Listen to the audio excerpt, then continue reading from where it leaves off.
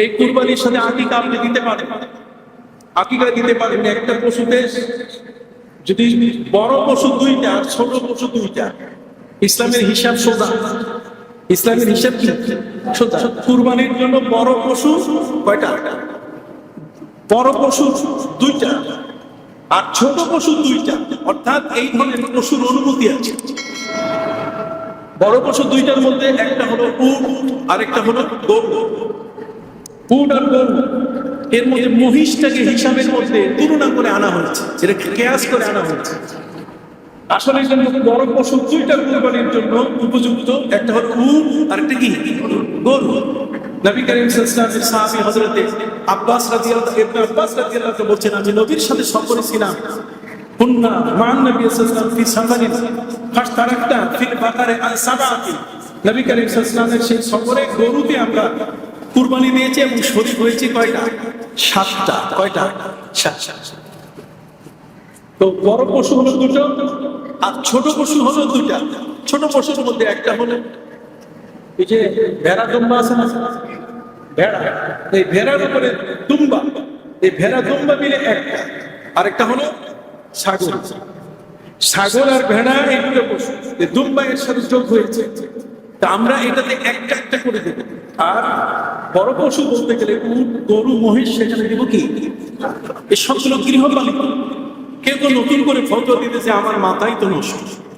ওরা বলছে যে হরিণ কুরবানি দেওয়া যাবে।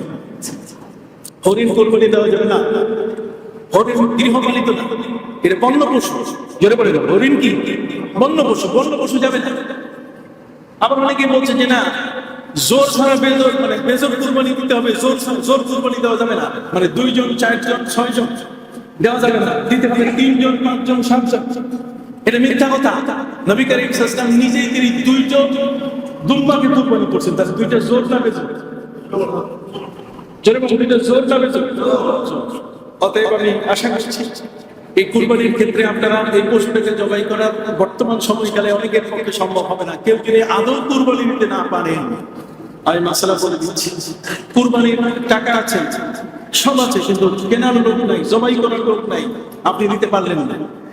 তাহলে 10-11 বার কয়দিন আপনাদের চেষ্টা করতে হবে। জিলহজ মাসের কুরবানির দিন, যেদিন কুরবানির নামাজ পড়বো আমরা, সেই দিন, তার পরের দিন, তার পরের দিন, সূর্য ডুবার আগ পর্যন্ত আপনাকে চেষ্টা করতেই হবে যে কুরবানিটা দেওয়া যায় কি। যদি না যায়, তাহলে ওই কুরবানিতে যে পশুটা কিনতে আপনি টাকাটা আপনি মনস্থ করেছেন, ওই 3 দিন পার হয়ে গেলে পরে এরপরে টাকাটা ফকির মিসকিনকে দিয়ে দিতে হবে। কথা বুঝতে পারছেন? ফকির মিসকিনকে, তার মানে এই ভালো কাজটা। কোন ব্যক্তি ইউটিউবের মধ্যে বলছে যে কুরবানি কেউ যদি নাও করে কোনো অসুবিধা নেই, এই বিভ্রান্তিকর কথা বলতে যাবেন না। নবী করিম সাল্লাল্লাহু আলাইহি ওয়াসাল্লাম বলেন, আলা কুল্লি আহলিল বাইতিন, নবী করিম সাল্লাল্লাহু আলাইহি ওয়াসাল্লাম বলেন প্রত্যেক পরিবারের পক্ষ থেকে এই কুরবানি আছে। প্রত্যেক পরিবারের পক্ষ থেকে কি দিতে হবে? কুরবানি। সেখানে স্ত্রী যদি স্বাবলম্বী হয়, সন্তান যদি ব্যবসা বাণিজ্য করে, স্ত্রী যদি ব্যবসা বাণিজ্যের টাকা থাকে, অথবা মহারানার টাকা বেশি, এখন তার মহারানার 10 লাখ, এর কমে নাই, কাজে বেশি কিছু তো আসে না যে স্ত্রী তার নিজের কুরবানি করবে। মহারানার টাকা যদি বেশি পায়, 50,000-এর বেশি থাকলেই তার নিজের কুরবানি নিজে করবে। ঠিক আছে, বুঝতে পারছেন? আল্লাহ আমাদের তৌফিক দিন, সকল আমিন।